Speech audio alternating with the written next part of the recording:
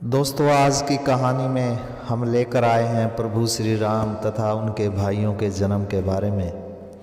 तो आपसे निवेदन है कि आप इस कहानी को पूरा सुनिए तथा प्रभु श्री राम को अगर आप मानते हैं तो इस चैनल को सब्सक्राइब तथा इस कहानी को लाइक ज़रूर कीजिएगा। दोस्तों, त्रेता युग में बहुत सारे राजा हुए थे, जिसमें भागीरथ, राजा हरिश्चंद्र तथा राजा दिलीप के साथ साथ राजा दशरथ का भी जन्म हुआ था। राजा दशरथ अयोध्या नगरी के राजा थे। राजा दशरथ बड़े ही प्रतापी राजा थे। उनके राज में कोई भी दुखी नहीं था। बहुत ही पराक्रमी राजा थे राजा दशरथ। बताते हैं, असुर तथा देवताओं के युद्ध में उन्होंने देवताओं के साथ मिलकर असुरों से युद्ध किया था। राजा दशरथ की 3 प्रमुख रानियां थी। सबसे बड़ी रानी का नाम था कौशल्या, उसके बाद कैकई तथा सबसे छोटी रानी का नाम सुमित्रा था। लेकिन बदकिस्मती से किसी भी रानी से उनको कोई भी संतान नहीं थी। राजा दशरथ को हमेशा यही डर लगा रहता था कि उनके बाद इतने बड़े साम्राज्य को कौन संभालेगा, कौन उनका उत्तराधिकारी बनेगा। आखिरकार राजा दशरथ ने अपने कुलगुरु से अपने मन की समस्या बताई। कुलगुरु ने उनको बताया कि अगर उन्हें संतान प्राप्त करनी है तो पुत्र यष्टि यज्ञ करना पड़ेगा, जिसके संपन्न होने के उपरांत ही उनको संतान प्राप्ति होगी। लेकिन इसको संपन्न करना इतना आसान काम नहीं है। कुलगुरु ने उनको यह भी बताया कि अगर आप यह यज्ञ नहीं करना चाहते तो आपको श्रृंग ऋषि को प्रसन्न करना होगा।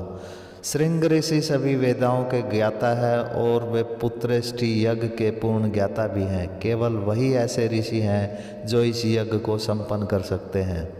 राजा दशरथ कुलगुरु की सलाह मानकर श्रृंग ऋषि से मिलने के लिए वन में चले जाते हैं और उनको अपने मन की दुविधा के बारे में बताते हैं। श्रृंग ऋषि राजा दशरथ को उनके विनम्र तथा सादगी भरे स्वभाव के कारण जानते थे।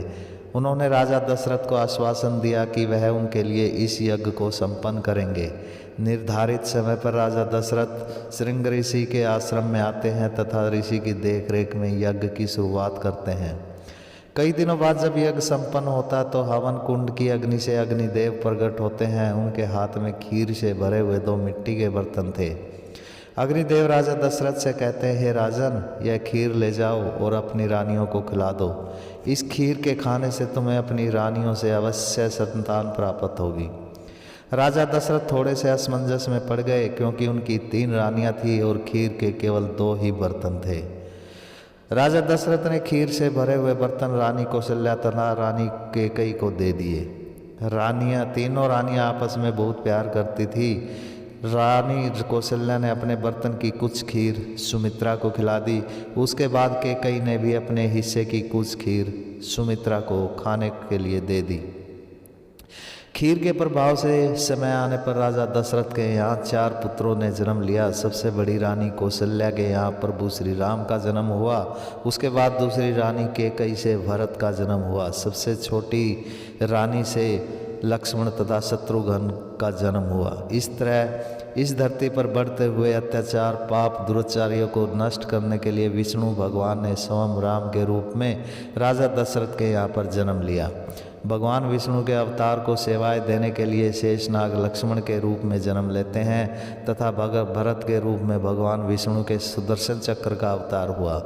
शत्रुघ्न भगवान विष्णु के शंख शैल के अवतार के रूप में जाने जाते हैं। जैसे ही सबसे बड़े राजकुमार राम का जन्म हुआ, पूरी अयोध्या नगरी में हर्षोल्लास छा गया। सभी तरफ ढोल नगाड़े बजाए गए। गरीबों को राज दरबार की तरफ से भेंट दी गई। आयु बढ़ने के साथ ही राम की प्रतिभा निखरने लगी थी। वह सांसारिक विषयों में पारंगत हो गए। सभी प्रकार के अस्त्र शस्त्र तथा हाथी घोड़े आदि वाहनों की सवारी में उनको अति निपुणता प्राप्त हो गई थी। राम अपने तीनों माताओं तथा पिता के आज्ञाकारी थे। वह उनका कहा कभी भी नहीं मोड़ते थे। यह देखकर उनके बाकी तीनों भाई उनका अनुसरण किया करते थे और अपने बड़े भाई राम से अटूट प्रेम करते थे। राम की विलक्षण प्रतिभा देखकर दशरथ को राम पर नाज होता था। दोस्तों, वीडियो को लाइक कर दीजिए तथा इस चैनल को सब्सक्राइब ज़रूर कर लीजिएगा।